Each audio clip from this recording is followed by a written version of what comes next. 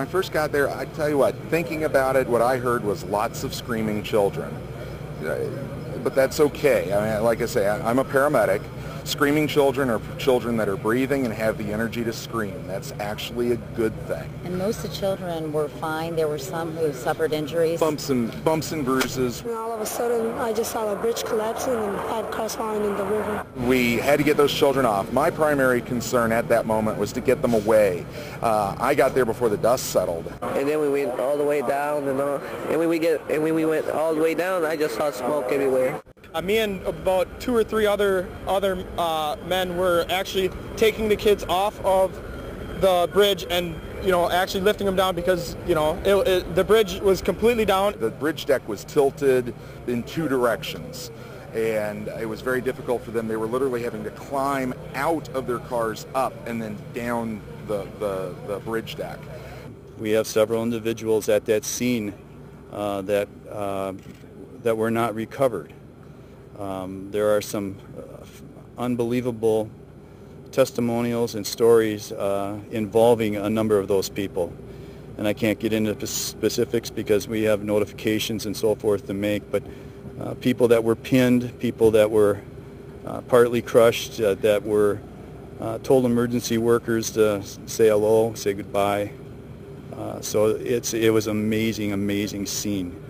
In all those cases, there was a significant potential for closed head injury because they had blunt forces, some that had some penetrating, but thoracic, abdominal, and head injury. So I would say of all the 6 people, I think the majority did have an element of head injury. Some had more significant head injuries than others.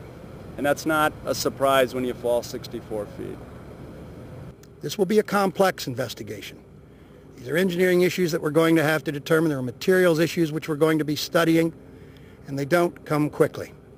First thing we must do is recover the pieces. And after we recover these pieces of the bridge, we will begin actually trying to reassemble them, not in a way where it's actually standing, but kind of in a jigsaw puzzle way, flat, so we can look at the various parts of this bridge and understand what made it fall down last night. You must still be in a state of shock that this happened at all. Well, it's just something that is out of nowhere. It's a catastrophe of historic proportions, and we just need to focus on the rescue and recovery effort. What is the latest on these efforts? The latest, Katie, is, of course, our hearts and prayers go out to the families who've been impacted by this, a loss of a loved one or an injured person, and they need to know that Minnesota and America is thinking of them and praying for them. What has this night been like for you? The longest night of my life. I feel like I'm being selfish, but I don't want to make it sound like that.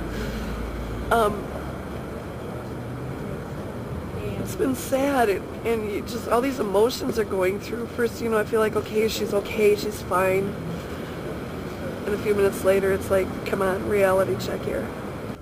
I'm waiting with them, and I'm praying with them, because I can't say things that I don't know.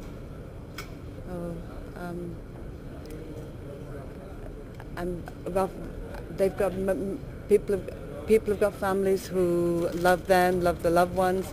So together we're just sharing love, we're sharing support, and they're all the Red Cross and the chaplains are there. We're offering love and support too.